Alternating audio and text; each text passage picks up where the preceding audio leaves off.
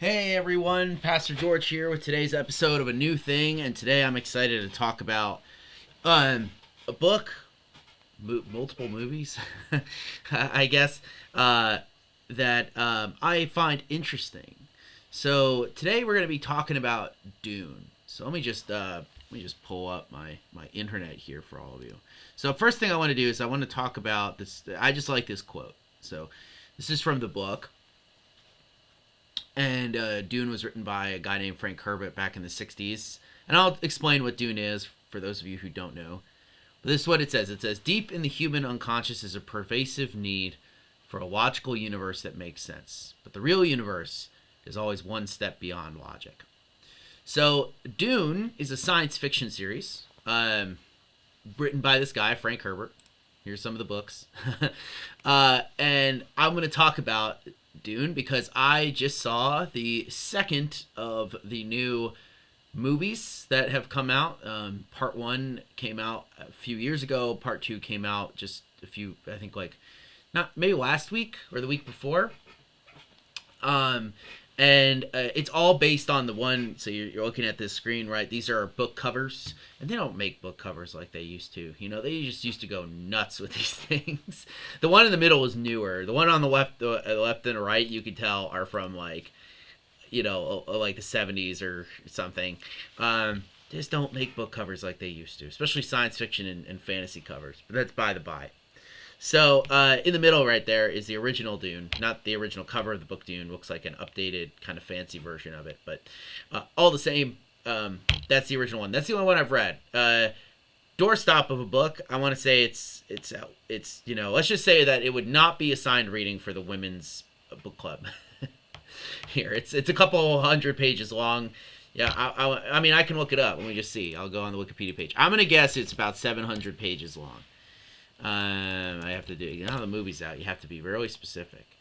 1965. Yeah. All right. So I was off by 200. 896 pages essentially. It's almost 900 pages, right? So big book. So adapting something like that is always going to be hard. So I'm going to give my thoughts on the movie because I know you guys like my movie reviews. If you don't like spoilers, then too bad. I'm going to be talking about things that happen in Dune, a book that came out in the 1960s and has been adapted multiple times. So if you don't want to know anything about it, or assert that I'm going to spoil something for you, well, you should have read the book. All right, you've had plenty of time, unless you were born, in 2020. All right, so this is the poster for the first movie. Dune. I actually did not like the first movie very much. So first, something just to know. I'm not like a huge Dune head. I've only read the first book. I thought it was really good.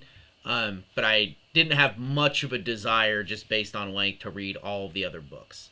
I got what I wanted out of it. I thought it was really well written. I have nothing against Frank Herbert. I think it talks about important religious themes, which is going to be our discussion for today.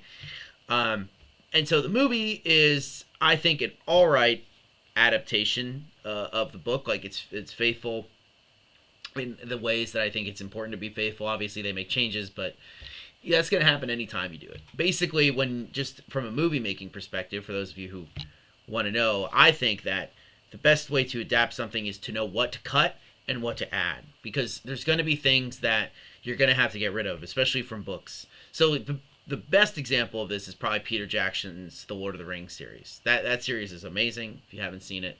It's so much better than the books, in my opinion.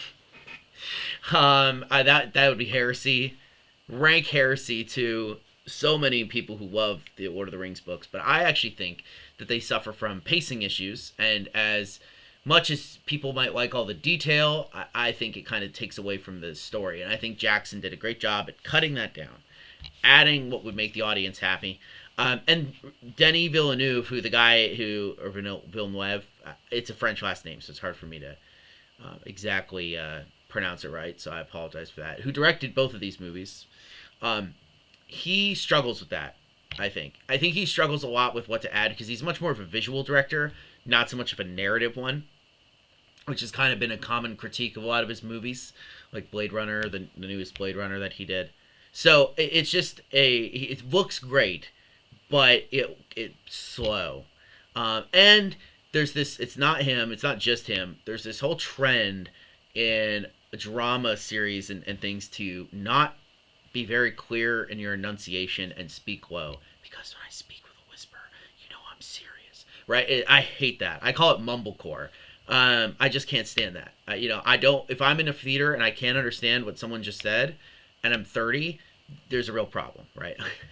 I listen to a lot of heavy metal, and maybe that's ruined my ears, granted, but I don't think I'm quite at that stage yet. So I think that one of the problems is that. So that was one of my issues. But really, it was the pacing, and to me, it ended up being very boring. It looked nice, but it was boring. Common problem. So not a fan of the first one. So I saw the second one. I didn't want to, but someone bought me a ticket, so I went. And I actually liked it a lot more. This is the newer poster. I'd probably give this one like a 7 out of 10. I still think near the end it struggles a little bit with pacing issues, but overall, much better than the first one. I think it actually strikes that balance of doing what the novel does, while at the same time cutting around, getting the exposition that you need, and just continue moving. There are some funny choices that they make, like they translate a hand signal, which I don't think would need to do because it's kind of obvious. There's like bad guys in the room or whatever. It's funny. There's like bad guys in the desert, and they're like, and then at the bottom it says enemies. It's like we know, one of the things in movie, and I'm not a Nazi about this at all, right? I do think that there might, especially with something like Dune, where you need to explain what's going on to people who don't know. One of the ways that you have to do some exposition. You have to tell some people some things, because if you don't, they're just not going to know what's going on. Books have hundreds of pages to build you into the world. Movies have, at like this one and the last one, 2 to 3 hours to teach you, right? So, apparently, from what I know, in 1984, when the first Dune movie came out, on the ticket that you would get, it had a bunch of explainers for what was going on in the world and explaining kind of the things in it. And we're going to talk about that, don't worry, but I'm just giving my movie reviews right now. So anyway, I think this does a lot better. It strikes better balance. It still looks great, which should be expected from Villeneuve. And the guy who plays Elvis, who plays one of the characters in this, named Fade Rotha, he does a good job. Although he still sounds like Elvis sometimes, which is really funny. So this one's much better. Still struggles with plotting a little bit, but overall, a vast improvement. And now this finishes the adaptation of the movie, of the book. So Dune Part 1, Dune Part 2, you'd get the basic gist of the book. Things change, but you have to do that for the fact that it's a movie. So, all right. Now I want to talk about what Dune is about. So, don't worry, we're going to get to the Bible stuff because you're going to see how it ties in. So, Dune, and I want to point out, these are 3 books. I haven't read any of these besides the one in the middle. So, I haven't read The Heretics of Dune. I haven't read The Children of Dune. I'm sure there are people in the church who have. I think I can know of one, who has. And so, you can ask around, and if you want to know the plot, you can read on Wikipedia. Or you can talk to the other people. I think Villeneuve wants to adapt one more called Dune Messiah, which is what we're going to be talking about today, the word Messiah and what that means. Because one of the things, and this is where we're going to start talking about the plot of Dune, that's important is religion. So Dune has a lot of interesting things to say about religion and the religion that is in the world. So Dune takes place 10,000 years, like 8,000 years from now in the year 10,000. Humanity has been in the stars for a long time. So long, in fact, that I don't even think Earth is mentioned in the first book. Basically, Earth has been forgotten about because now there's this huge empire that controls a lot of it. And it's basically like a feudal system, like in Europe, right? There's different kind of noble houses that are given different places. And basically, there are 2 houses that are fighting over this one planet. And the planet's called Arrakis. And normally it would be a planet that you wouldn't care about because it's just a giant desert, completely useless, right? But it has a resource on it called spice, which enables people to travel, along with a lot of other things, but it enables people to travel across the galaxy. So it's the only thing that can really make ships move with any sort of relevant speed, right? And maybe you're already seeing what it's conjuring up in your mind. Desert place, not at all useful, except it has this resource that makes things go. This is the 1960s, right? This is, I think, pretty obvious. Parallel to oil, right? So the Middle East and oil. And the people who live on Dune, these people called the Fremen, are basically very, very much Muslim coded, right? Like, but this is definitely, it's not, you can't see it as much in the movies because they changed the language, probably to be more sensitive, I'd imagine, which I have mixed feelings about. I understand why they do it, but at the same time, I think if you're making Dune, you lean into the religious aspect of it, because that's what a lot of this is about. But they are kind of like, you can kind of see them, even though they use words like jihad. They speak with they don't speak in Arabic, but they kind of speak in pseudo-Arabic, like fake Arabic, right? And so they live in the desert, and essentially the Empire comes in and it mines all this spice from the sand in order to make spaceships fly and all other sort of stuff. And the Fremen don't like the fact that they're on their turf and all other sorts of things. Okay, so that's going on. At the same time, you have a group of women who are kind of like these prophetesses, and they suppose that there's going to be this Messiah figure called the Kwisatz Haderach, which is, I don't know if that means anything. Probably means something in a fake language that Herbert made up, but it's a Messiah figure who is going to come down to Dune, or who's going to come out and bring about this big change, right? And they've kind of been planning this for generations and generations and generations. And the idea is that they've kind of implanted this idea on Dune, but on a lot of places around the galaxy, that this Kwisatz Haderach is going to be born. And they're only supposed to produce girls. Like, these women will, meet with men, and they only have daughters. One of them refuses to do that. She has a son named Paul. Paul is the main character, and Paul is the Kwisatz Haderach. I'm going to just skip over all that, right? He's the one who's at least believed to be the fulfillment of this prophecy. And he's the son of this guy named Duke Atreides, so one of these nobles, who is given control of the planet Arrakis. Okay? So he's there, and they're fighting another family called the Harkonnens, and that's where a lot of the tension takes place. Needless to say, eventually gets to a point where Paul is recognized as being this Messiah figure by the Fremen, and they end up destroying, really, Harkonnen, the House of Harkonnen, and eventually going on a jihad that's going to conquer the whole galaxy, all in name of Paul, who they view as a Messiah. And this is very much pulled out in the text. It's definitely related to in the movie. Like, they throw the word Messiah around a lot. So I wanted to talk about what Messiah is. But hopefully you can already see there, and even see with the titles, that religion is kind of a big part of Dune. You have the heretics of Dune. You have one called Dune Messiah. So it's all over the place. And if you've seen the movies or read the book, you know that's the case. And so it has a lot to do with faith. Has a lot to do with what's real, what isn't. Is it a bad thing to have this messianic hope? Is it a good thing?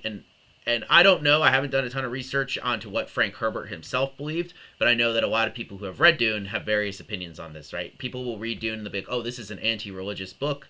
It's teaching you how religion can be used to persuade and handicap people and be used for violence." At the same time, you have people who read it, and you have like the understanding that, well, even there is that side of it, but at the same time there is this really true unseen reality that exists in the world, and that has an impact on our lives, and not necessarily that all religion or religious thought is bad, right? So you have a bunch of people in the middle as well. So lots of commentary has been done on Dune. Of course, there's tons of themes about colonialism as well, and all other sorts of stuff.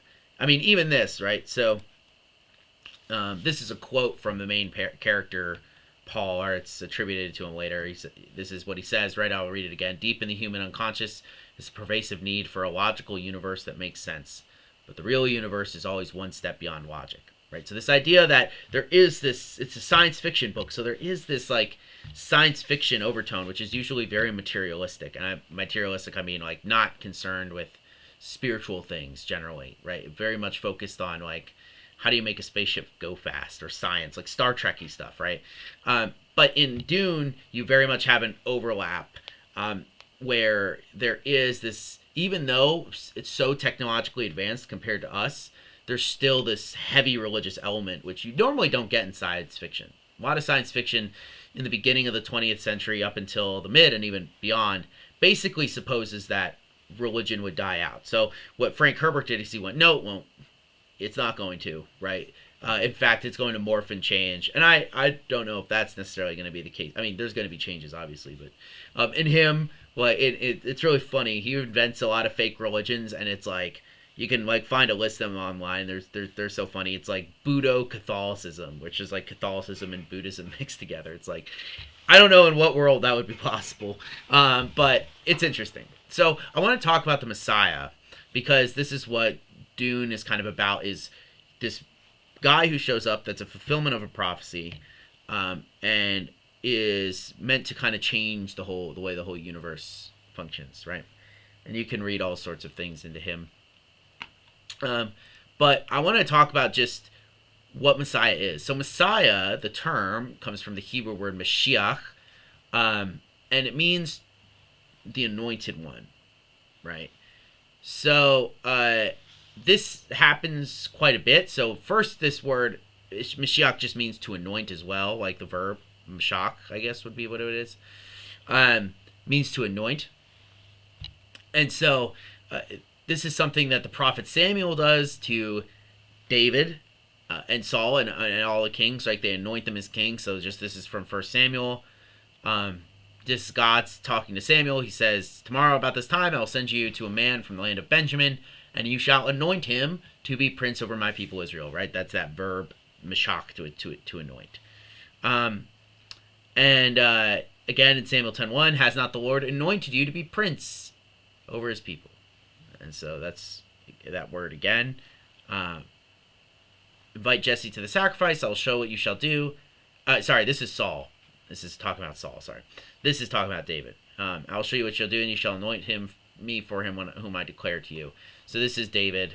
He's the son of Jesse. Saul is from the tribe of Benjamin, which I forgot. And again, Mashach, anointing. And then, like, this is Samuel when he's looking at his brothers, right? He sees one of David's brothers called Eliab and thought, surely this is the Lord's anointed. Which is not, but the anointed, right? The anointed one. This is the Lord's anointed one, the Messiah, right? The Messiah. And then he sees David, and he says how he sees how handsome he is, and he says, arise, anoint him for me. So David is then anointed by Samuel to be king. So this is something that happens to kings, the anointed one. This still happens, right? So during I did a review, or talked about King Charles's I don't keep what to call it, coronation, his coronation service where the king is anointed, right? And they actually didn't show that part, if I remember correctly. They put him behind a screen because it's a holy thing, right? So that's an echo. Like monarchs in the Middle Ages did that in echo of what's going on here. Now, they're not claiming to be the Messiah, because that term kind of changes in meaning, but it just means the anointed one. And it's not actually just applied to Jewish people. There's other people called the Messiah in the Old Testament. So, for example, maybe the most famous example is this one. This is from Isaiah 45, where it's talking about what the Persians will do. And it says, this is what the Lord said to his anointed, to Cyrus, whose right hand I take hold of, to subdue nations before him and strip kings of their armor, to open doors before him so that gates will not be shut. So Cyrus the Great, Persian emperor, he's the one who is called the Mashiach here, the Messiah, the anointed one of the Lord. So this is what they are talking about here, right? So something to note, and this is going to explain why people thought what they thought about Jesus, is that the Messiah in the Old Testament is always associated with some sort of ruler, right? So especially, and what becomes the focus on, a political ruler. So you have kings of Israel, You have foreign kings who are anointed by the Lord to do things. Like here, Cyrus allows the Jews to return to their home. So that's why he's called Cyrus the Great by so many. But why Cyrus is called the Lord's anointed here is because he's going to do that. He's going to allow them to return. And so it's always associated with secular power. And so if you actually look at the New Testament, what is the most common title used for Jesus in the New Testament? Well, the most common title used for Jesus is Christ, right? Most people call Jesus the Christ. It's part of his name now, right? It's not actually a name, it's a title. Christ is Christos, which is just a translation of Mashiach. So Christos means the anointed one in Greek, so it's just a direct translation of what Messiah means. So a lot of people throughout the New Testament will refer to Jesus as the Messiah. Paul does this, other people do this. So right here, right, so we're just going to read this story real quick. This is a famous scene between Jesus and Peter. And pay attention to kind of the language that's used here. So when Jesus came to the region of Caesarea Philippi, he asked his disciples, "Who do people say the Son of Man is?" And they replied, "Some say John the Baptist, others say Elijah, and still others Jeremiah or one of the prophets. But what about you? Who do you say I am?" And Simon Peter answered, "You are the Messiah, the Christ," right? So Christos. "You are the Messiah, the Son of the living God." Jesus replied, "Blessed are you, Simon, son of Jonah, for it was not revealed to you by flesh and blood, but by my Father in heaven. And I tell you that you are Peter, and on this rock I will build my church, and the gates of Hades will not overcome it. I'll give you the keys to the kingdom of heaven. Whatever you bind on earth will be bound in heaven, and whatever you loose on earth will be loosed in heaven." Then he ordered his disciples not to tell anyone that he was the Messiah. So, first things first here is, if you were wondering like where the idea of the Pope came from, this is it. So what they'll say the Pope is a spiritual successor to Peter. So Peter here is given the keys, and so the Pope is given the keys, so the Pope is the head of the church, right?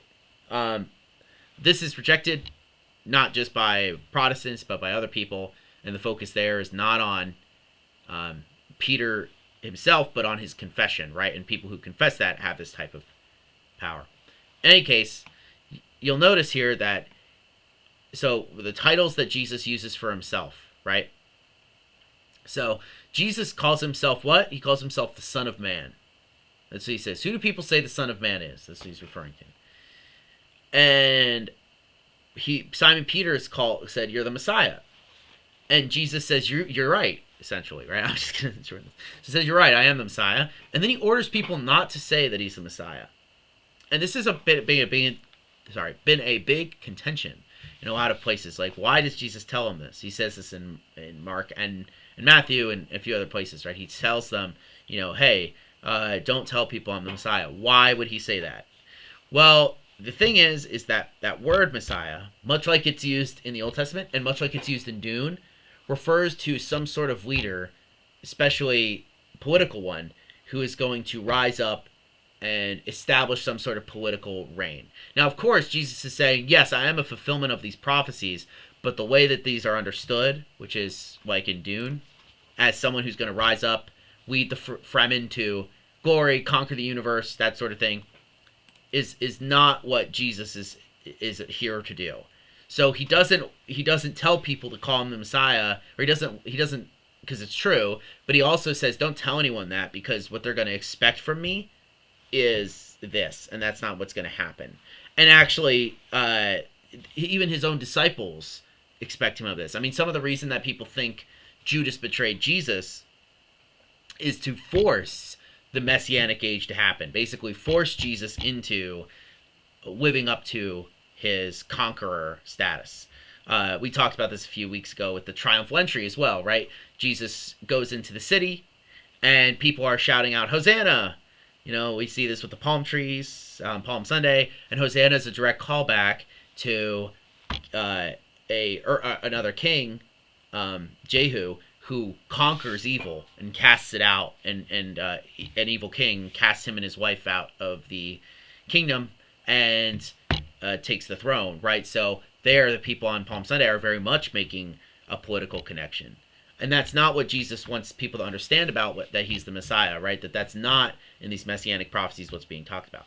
Jesus' favorite term to refer to himself, right? He actually, as far as I remember, never calls himself the Messiah, like in the sense of I'm the Messiah. He never says that, right? What he constantly says is he says, Son of Man is how he refers to himself. Son of Man, Son of Man, Son of Man.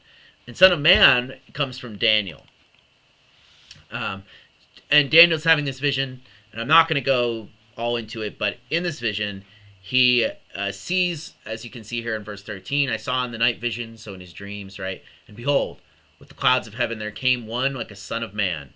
And the Son of Man is given dominion and a kingdom. But it's an eternal kingdom. It's everlasting dominion. And all peoples and nations and languages should serve him. And his kingdom will never be destroyed.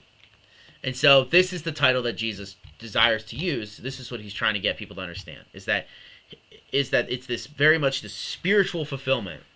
Not a physical manifestation rising up, right? So the Messiah that's talked about here is one a lot more like this guy. I didn't prepare this, but this is what it's making me think of.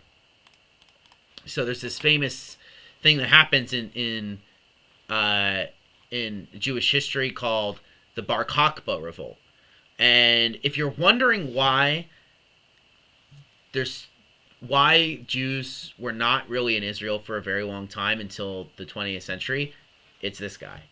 So Simon Bar Kokhba was a Jewish messianic claimant who led a revolt against the Romans. All right? And the Romans crush him. They destroy him. And this happens about 100 years after Jesus, right? Almost exactly. It ends in the 135 or 136, Wikipedia says, which is probably accurate. And Jesus died, we think, around 33 AD, right? So it's almost 100 years later. This guy, tons of followers. Very popular, successful, leads a rebellion. He's defeated. I imagine he's killed in some way. Maybe he kills himself, which is pretty common, right? Like they think they're going to lose, and then he kills himself. I'm not sure, so don't quote me on that. You can go on the Wikipedia page and look it up. What I think is more important is just that he's defeated. The Jews are exiled from Judea, which is then renamed Palestina in memory of the Philistines, who are the Jews' enemies. The Romans knew that, and so they named it Palestine as a way to make fun of the Jews who have now been kicked out of their homeland. And they're scattered around the Mediterranean. And they never really go back. I mean, there's small groups that will return, but generally Jews are outside of the land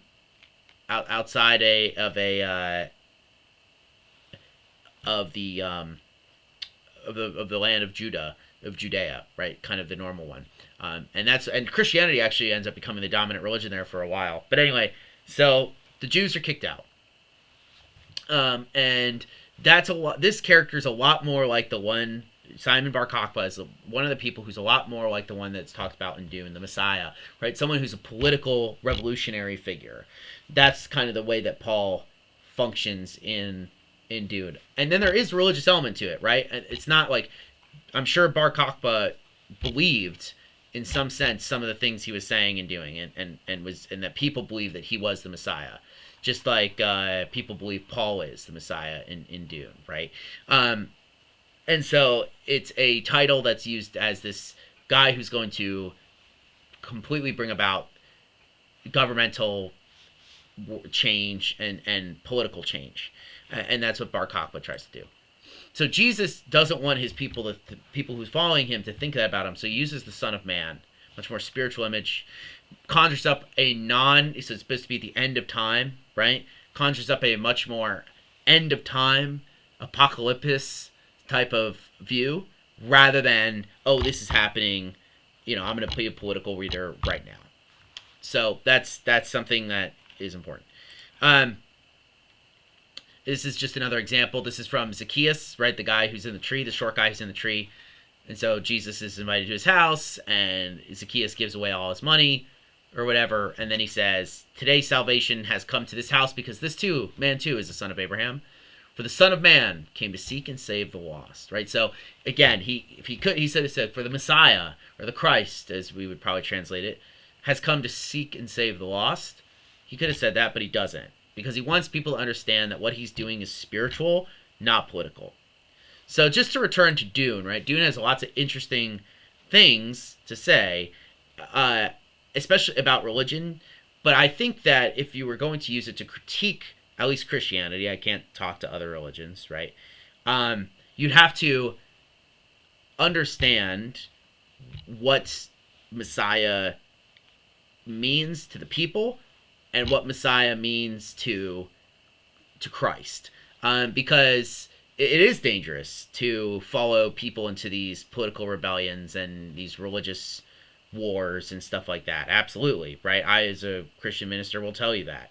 But at the same time, right, that's not what anyone, or what at least what Jesus claimed to be doing when it's the Messiah. So that's why, like, I think it's actually a really nuanced book, and not something that's so black and white. Oh, religion is evil, or oh, only Frank Herbert's just talking about how great faith is and stuff like that, right? I think where it exists is in the middle, which is where we all should be, right? This understanding that it can be dangerous, and that's why you need to be very wise and careful about how people think and talk about things. And you see that in the movie, in the books, right? Some people are believers, some people are not. But in any case, if left out uncontrolled, or left unsupervised and run by human desires, it can devastate and do wrong things. And that's why we should be so thankful as Christians that that's not the image that we have been given, right, of what the Messiah is supposed to be and look like. It's one of sacrifice, and one of humility, and one where it is a spiritual fulfillment. Obviously, it has temporal concerns as well, right? We have to care for the poor, do all that sort of stuff. But it's not one that is politically based in sense of, hey, let's conquer and take, or at least it shouldn't be, because that's not how Jesus presented himself. So I just wanted to talk about that. I was trying to look at the 1984 one, but I really never had a chance to. I only watched about half of it, so I'm going to finish it. I liked it fine. Dune is just such a hard book to translate into screen, I think. I think a TV series, a high-budget TV series, would probably be the best way to keep all the nerds happy, but at the same time, probably, just do the best job at building up the story. But anywho, that's what we're going to talk about today. I hope you guys have a wonderful rest of your Thursday. I will see you on Sunday for worship. Peace out.